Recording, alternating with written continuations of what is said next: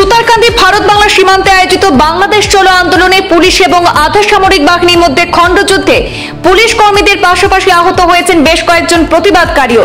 আহত প্রতিবাদকারীদের বর্তমানে জেলা সিভিল হাসপাতালে সেখানে চিকিৎসাধীন করা হয়েছে। বাংলাদেশের ইসকনের ধর্মগুরু চিন্ময় কৃষ্ণদাস ব্রহ্মচারী গ্রেপ্তারের পর থেকেই সনাতনীদের বিক্ষোভে উত্তাল আসামে বরাক উপত্যকা। প্রতিবাদী কার্যসূচির অঙ্গ হিসাবে আজ সনাতনী ঐক্যমঞ্চের ডাকে বিশ্ব হিন্দু পরিষদ, বজরং দল, হিন্দু রক্ষী দল সহ অন্যান্য হিন্দু সংগঠনের প্রায় কয়েক হাজার কর্মকর্তা আজ দলবদ্ধভাবে ভারত বাংলা সীমান্তের সুতারকান্দিতে সেখানে দুটি ব্যারিকেড ছিল। প্রথম ব্যারিকেড ভেঙে ভেতরে প্রবেশ করেন পুলিশ এবং প্রতিবাদকারীদের মধ্যে খণ্ডযুদ্ধ বাধে। এতে পুলিশের পাশাপাশি আহত হয়েছেন বেশ কয়েকজন প্রতিবাদকারীরাও। আহতদের জেলা সিভিল হাসপাতালে সেখানে চিকিৎসাধীন করা হয়েছে।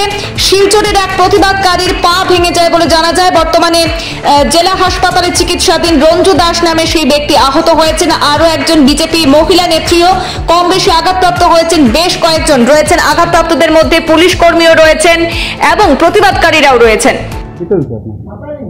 এই তো আমি যখন প্রতিবাদ কার্যসূচি যখন অংশ করেছিলাম তখন একজন পিএস অফিসার আসলো। অফিসারের যে পিএসও ছিল সেই পিএসও আমাকে ব্যারিকেড তুলে আমার পাওয়ার মধ্যে পুরো ঢেলে দিয়েছে।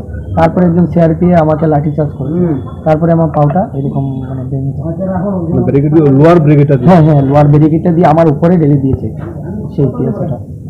পায়ে ফেলে দিয়েছে? হ্যাঁ, পায়ে পুরো সমস্ত শরীর দিয়েছে। আমার মানে মাথাটা বাঁচিয়ে নিয়েছি কিন্তু তারপরে ফেলে দিয়েছে।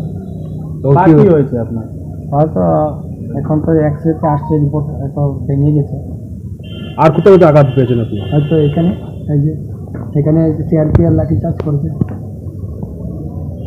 আর তো মানে লাঠিচার্জ এদিকেও মানে করেছে, ওরা সমস্ত শরীরে করেছে। এখন কি আপনাকে রেফার করেছে না অ্যাডমিশন দিয়েছে? ওইটা তো আমি বলতে পারবো না, ওটা তো এখন ডাক্তারবাবু পরামর্শ আমাদের। সুতারকান্দি বর্ডারের সামনে গেছিলাম, তো আমরা একটা কোনা যখন দেখেছি আমরা পেছন থেকে ঠেলা ধাক্কা দিচ্ছে, তখন যেহেতু আমি মেয়ে মানুষ আমি বলবো আমি একটা কোনায় শিপ্রা দিয়ে সবাই দাঁড়িয়েছিলাম, আমিও দাঁড়িয়েছিলাম, ও একটা কোনায় আমাদের সঙ্গে দাঁড়িয়েছিল। তা হঠাৎ এরকম ওই সাইড থেকে যখন ফোর্স এসেছে তখন মানে একদম তো আমরা ফাঁকা জায়গায় দাঁড়িয়ে কিছু ঘনত্ব জায়গায় দাঁড়িয়েছি, তখন ওকে পুলিশে এসে একটা ধাক্কা মেরেছে। ধাক্কা মারতেই ও আমার সামনে পড়ে গেছে মাটিতে। তা পড়ে যেতেই সিআরপিএফ এসে লাঠি তুলেছে। লাঠি তুলতে যে লাঠি যেই তুলেছে সেই আমার আঙুলটা এমন জোরে তুলেছে যে আমার আঙুলটা ওখানে শেষ। তারপরে যত জোরে বাড়ি মেরেছে একবার ততগুলো ঘুরা হয়ে গেছে ওর হাড্ডিটা। তারপরে আমি তখন অপেক্ষা না করে ওকে একটু সময় রাখা হয়েছে, পাখার বাতাস দেওয়া হচ্ছে, আমি জল দিয়েছি। আমার আরও কমিশনার ছিল আমার সঙ্গে, আরও আমাদের বিজেপির কার্যকর্তা ছিল, জল দিয়েছি। তারপরে সঙ্গে সঙ্গে ওই দাদাকে সঙ্গে নিয়েছি, নিয়ে আরও 2-4 জন নিয়ে সঙ্গে সঙ্গে অ্যাম্বুলেন্স কল করে অ্যাম্বুলেন্সে নিয়ে চলে এসেছি। এনে আমি ওনাকে ডাক্তার দেখিয়েছি, নিজের ব্যান্ডেজ করিয়েছি। বর্তমানে ওনার অবস্থা কি? বর্তমানে হাঁটু তো ভেঙে গেছে, গুঁড়ো হয়ে গেছে, পুরো হাঁটুটা গুঁড়ো হয়ে গেছে। আমার আঙুলের নখটাও চলে গেছে, উল্টে গেছে। আরও একজন ইনজয়েড হয়েছে, পরে এসেছিল, ওনারও হাত কেটে গেছে, জামা কাপড় সব ছিঁড়ে গেছে।